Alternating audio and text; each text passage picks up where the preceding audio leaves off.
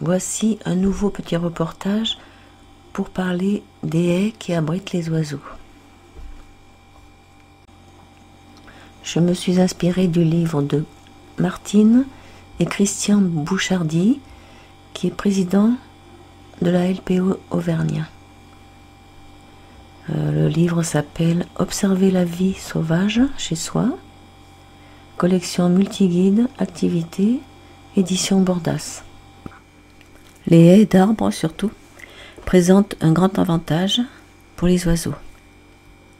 Pour constituer un abri confortable et sûr pour eux, une haie doit comprendre plusieurs niveaux de végétation distincts et suffisamment mêlés. Elle doit aussi être composée de plusieurs essences végétales à chacun de ces 3 étages. C'est la haie écologique idéale. J'ai pris plusieurs photos de ce genre de haie par très mauvais temps, donc les photos ne sont pas très belles, mais il pleuvait.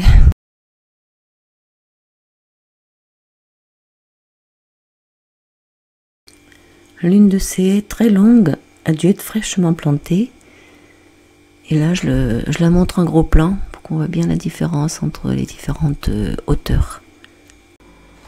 Elle est très très longue, peut-être 1 kilomètre ou plus. À l'étage du haut, au-dessus de 5 mètres, se dressent des arbres entre 10 et 20 mètres de haut, dont l'immense majorité est constituée de feuillus, comme le frêne, l'orme, le saule, le peuplier, l'érable, le châtaignier, le noyer, le merisier. Dans une haie de qualité, on compte 4 ou 5 espèces végétales différentes. À l'étage intermédiaire, entre 1,50 m et 5 mètres, on trouve des arbres en cours de croissance ou des arbustes. Ce niveau est très important car il comble le vide entre les troncs des grands arbres.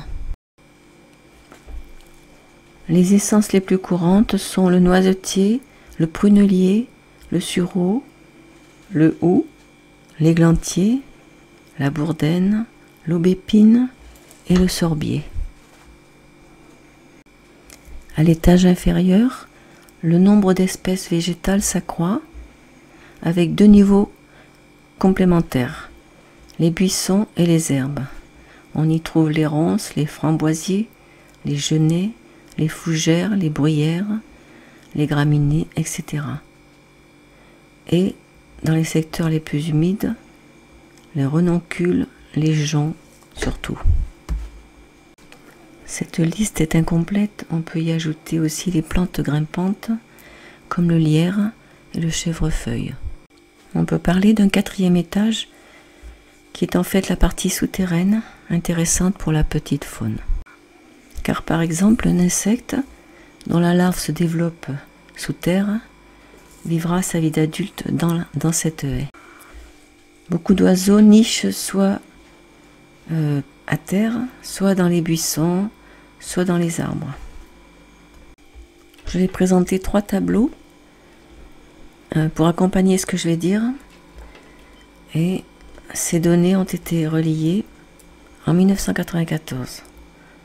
Ce qui revient à dire que maintenant, ce n'est plus valable. On pourrait peut-être diviser ces chiffres par 2 ou par 10, je ne sais pas. Ce système de haies à 3 niveaux, dites écologiques, compte parmi les plus riches en nombre d'individus et en variété d'espèces d'oiseaux. Lorsqu'une haie comprend ces 3 niveaux, donc, de végétation en qualité, la densité d'oiseaux peut atteindre une 50aine d'individus au kilomètre, dont une 20aine d'espèces. Bon.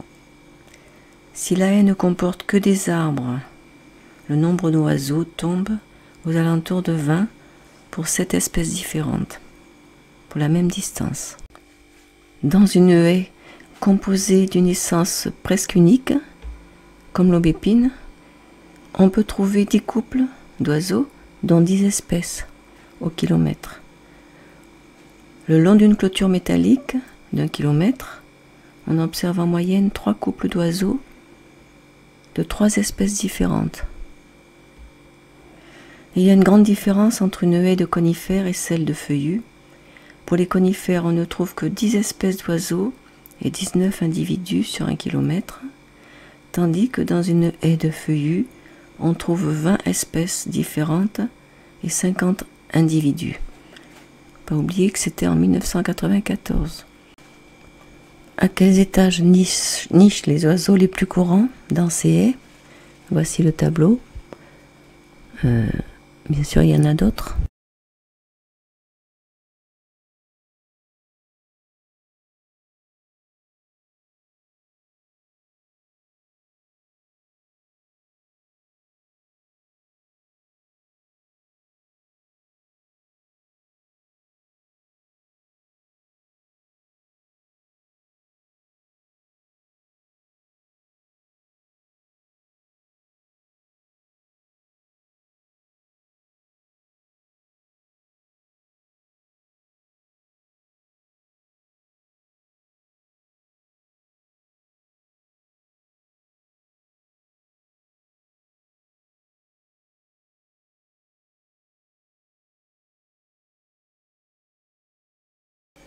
Hormis la faune sauvage, les haies ont une grande importance pour protéger l'agriculture et aussi sur le climat et le ruissellement des eaux.